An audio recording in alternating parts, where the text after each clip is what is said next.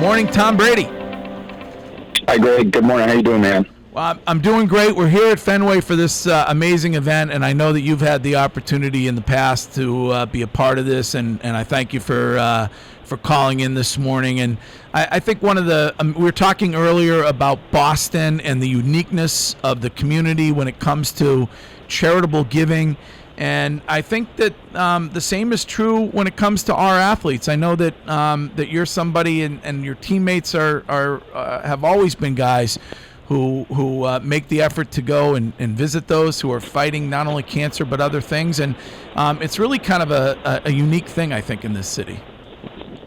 Yeah, it's been pretty great over the years. Ever since I got here, I think being a part of, a winning football team, but also being a part of a community that, really gives back and, tries to do things in the community to make it a better place. And our team has always really rallied around those things. I can think of so many great examples of guys who have spent, all their off days over the course of the season, either building schools or, visiting hospitals or, trying to make someone's day. So this is a really cool thing that WEEI has done for a long time, and being a part of this, really special day is something pretty cool. So hopefully you guys can raise a lot of money.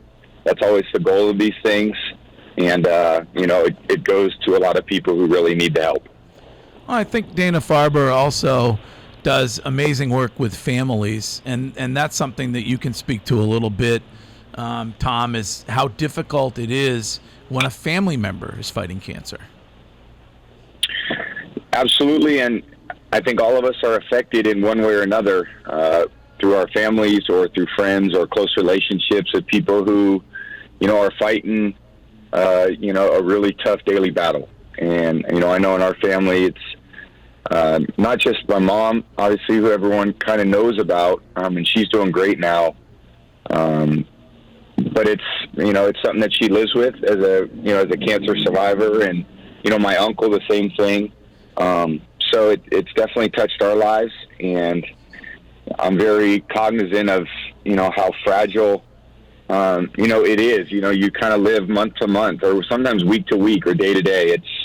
It's a very challenging thing that families face, and hopefully the money raised can go to provide support for families in need.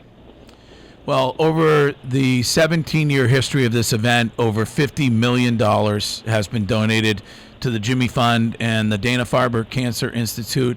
It's something that I think is unique when it comes to this city, and I certainly thank you for joining us this morning and for encouraging everybody to donate. I will say that over the last 24 hours, I've been a little worried about you, Tom. Explain. You shouldn't. I don't think anyone should ever worry about Tom Brady, so you certainly shouldn't. I wouldn't waste your time. Well, I feel like you may be comfort eating. Like I feel like the stress of, I don't know if it's the stress of the off season, the contract or whatever, but tell me. Well, I mean, we see this report that you sat down and devoured like a large meat eater's pizza in Nashville. I mean, is that really? Yeah. I mean, is it? Are you? I mean, do you need to emotionally? Like, do you need to eat? I mean, I mean, what? I'm not. I'm not much of an emotional eater, and it was nice. I kind of eat for try to keep my performance good. So I actually did have a great time. We had a good week in Nashville. That did look like one of your meals, though, Hill, man. and kind of what Real I was nice. devouring down there in Nashville. Yeah. Tom, Greg has actually switched to the cauliflower crust now. Has he really? No. That's good. Get your vegetables in while you can. And I think you can kind of hit all the food groups if you have a little meat, if you have some vegetables and some grains. That would be pretty good. Who paid? That's what, when in a scenario like that, I always wonder who picks up the check. I kind of always pay for everything. That's kind of the way it works in my friends and family. So I take care of everything. It was great. My friend owns the pizza house, and he's got quite a few of them around the South. and he's been a good friend of mine from Boston for a long time. And just wanted to stop in and see him, and brought a few guys with me. So we had a great time. Were you surprised that you didn't end up playing on Saturday night?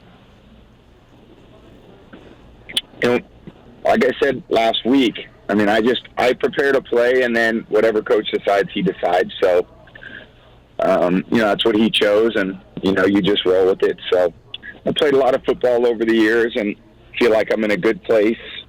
This time of camp, I've obviously got work to do. We still have, I guess, how many weeks? 2.5 weeks before the season starts, and there's still a lot of practice that needs to happen. And, we're going into practice today. It's been pretty hot, and we're getting a lot of good work in. So when my number's called, I'll be ready. When did you find out about Josh Gordon being reinstated? At the same time that everyone else did. That's kind of the way, it works in the NFL. There's not a lot of information that comes out. So, obviously everyone's excited to have him back, and we're just taking day to day. There were a report this week that you and Giselle were taking Josh out to dinner, and that you kind of recognized that you wanted to kind of make him feel at home here. I wanted to find out a little bit from your perspective about kind of how you feel as a leader with somebody like Josh, and kind of what he's gone through, kind of your perspective on how you lead a guy like that.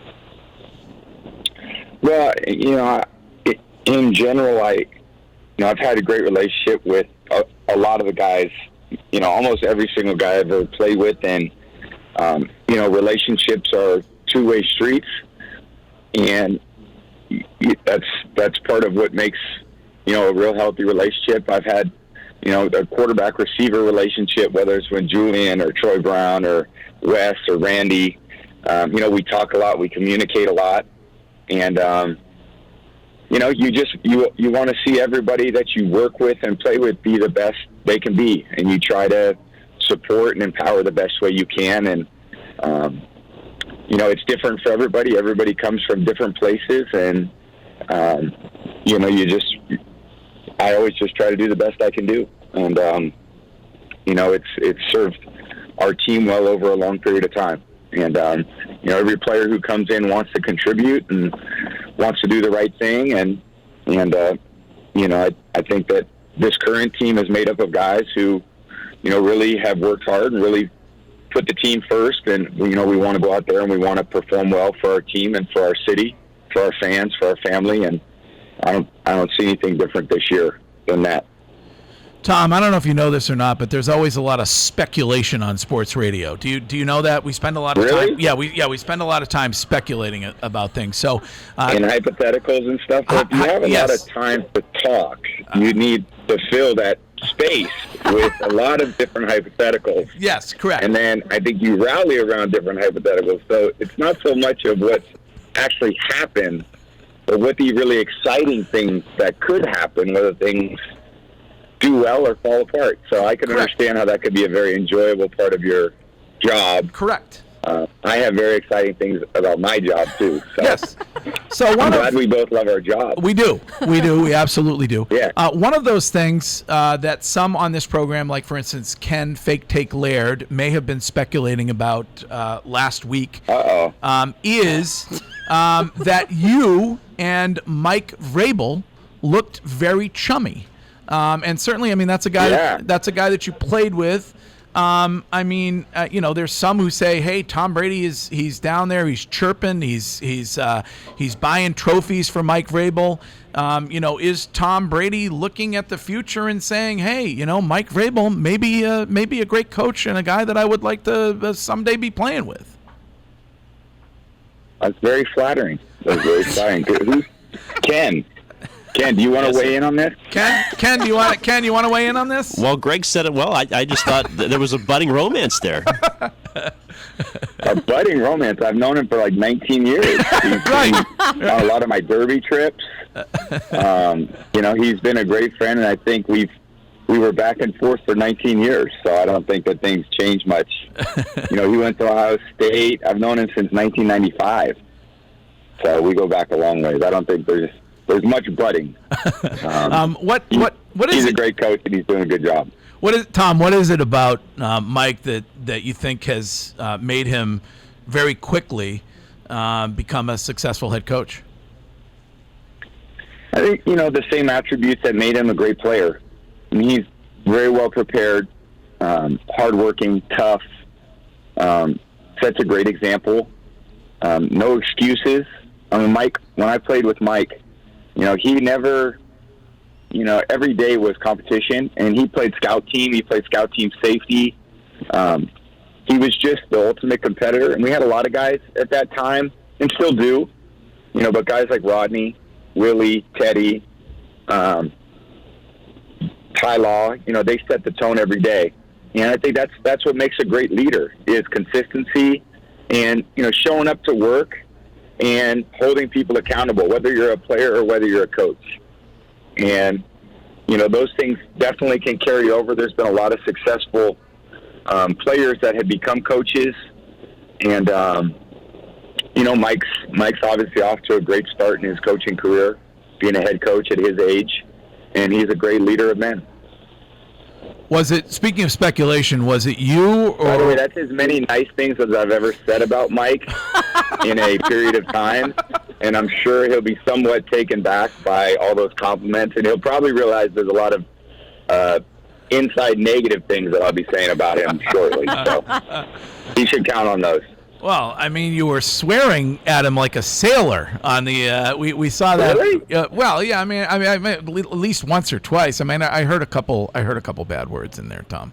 Well, we had football. We never swear at football practice, so that's totally out of the realm of what I would usually say because there's no bad words in football.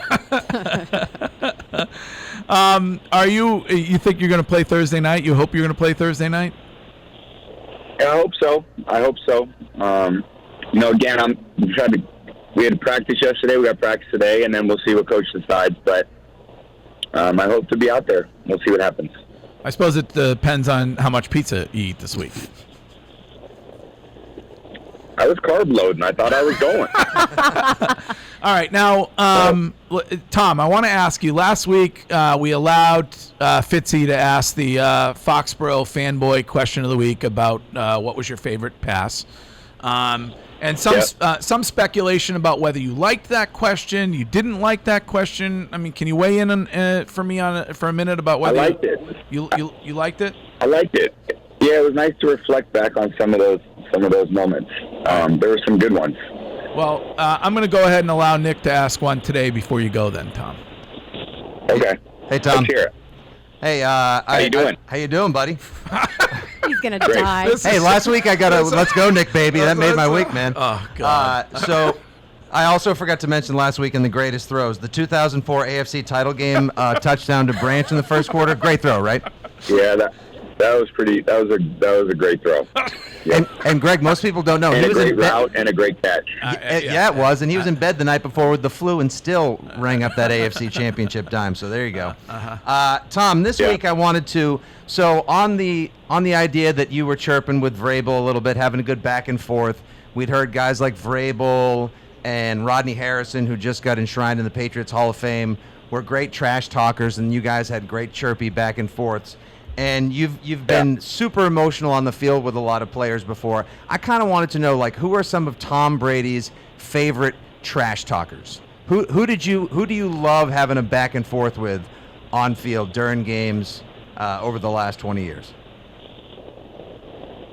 I don't. There's probably more trash talk between, like, I would say, a receiver and a DB because they really line up close to each other on every play.